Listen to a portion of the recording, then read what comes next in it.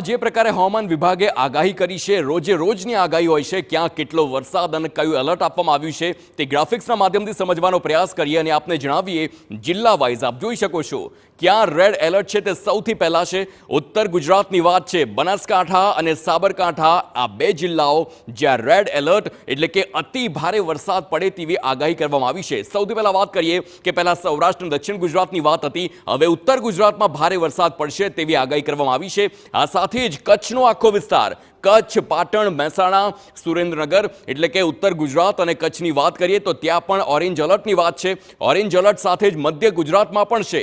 અમદાવાદ, ગાંધીનગર, અરવલ્લી, મહીસાગર આ તમામ મધ્ય ગુજરાતના એ તમામ જિલ્લાઓ જ્યાં ઓરેન્જ એલર્ટ છે. સાથે દક્ષિણ ગુજરાતમાં દાહોદ, સુરેન્દ્રનગર, નર્મદા, તાપી, નવસારી આ તમામ જિલ્લા જ્યાં ઓરેન્જ એલર્ટ એટલે કે મધ્યમથી ભારે વરસાદ પડે તેવી આગાહી હવામાન વિભાગ દ્વારા કરવામાં આવી છે. આ સાથે જ સીધા દક્ષિણની વાત કરીએ, ડાંગ, વલસાડ, દમણ અને દાદરાનગર હવેલીમાં પણ ઓરેન્જ એલર્ટ એટલે કે મધ્યમથી ભારે વરસાદ પડે તેવી આગાહી વ્યક્ત કરવામાં આવી છે અને તેને લઈને પણ જે પ્રકારે સૂચનાઓ પણ આપવામાં આવી છે.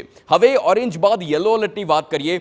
યલો એલર્ટ એટલે કે મધ્યમ વરસાદ પડે તેવી શક્યતા છે. મોરબી, જામનગર, રાજકોટ, બોટાદ એ આખો જે સૌરાષ્ટ્રનો પટ્ટો છે ત્યાં યલો એલર્ટ છે એટલે કે હળવાથી મધ્યમ વરસાદની આગાહી કરવામાં આવી છે. આ સાથે જ જામનગર, રાજકોટ, બોટાદ અને મોરબીની વાત કરી. અલગ અલગ જિલ્લાઓની બીજાની પણ વાત કરીએ. અમરેલી, ભાવનગર, ભરૂચ, ખેડા, આણંદ એટલે કે સૌરાષ્ટ્ર અને દક્ષિણ ગુજરાત, ખાસ કરીને વડોદરા, પંચમહાલ અને છોટાઉદેપુરમાં પણ યલો એલર્ટ આપવામાં આવ્યું છે. એટલે કે જો તમે આખા ગુજરાતના મેપને જોશો તો ક્યાંક ઓરેન્જ એલર્ટ છે તો ક્યાંક યલો અને રેડ એલર્ટ છે. હવે 22 તારીખની વાત કરીએ એટલે કે આવતીકાલની વાત કરીએ. આવતીકાલે કચ્છ અને ઉત્તર ગુજરાત એટલે કચ્છ, બનાસકાંઠા, સાબરકાંઠા અને અરવલ્લી એ આખો જે પટ્ટો છે જ્યાં આજે રેડ એલર્ટ છે ત્યારે આવતીકાલે ઓરેન્જ એલર્ટ આપવામાં આવ્યું છે. સાથે જ દક્ષિણ ગુજરાતમાં નવસારી, વલસાડ, દમણ અને દાદરાનગર હવેલી ત્યાં પણ ઓરેન્જ એલર્ટ છે. એટલે કે વરસાદ તો પડશે જ, પરંતુ વરસાદની જે તીવ્રતા છે તેમાં ઉપર નીચે ઘટાડો કાં તો વધારો થાય.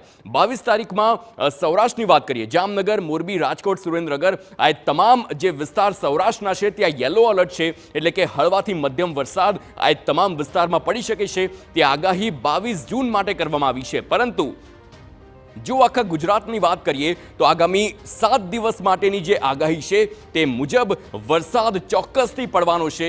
ક્યાંક ભારે વરસાદ તો ક્યાંક અતિ ભારે વરસાદ થાય તેવી આગાહી કરવામાં આવી છે. આપને જણાવી દઈએ, ગાંધીનગરની વાત કરીએ,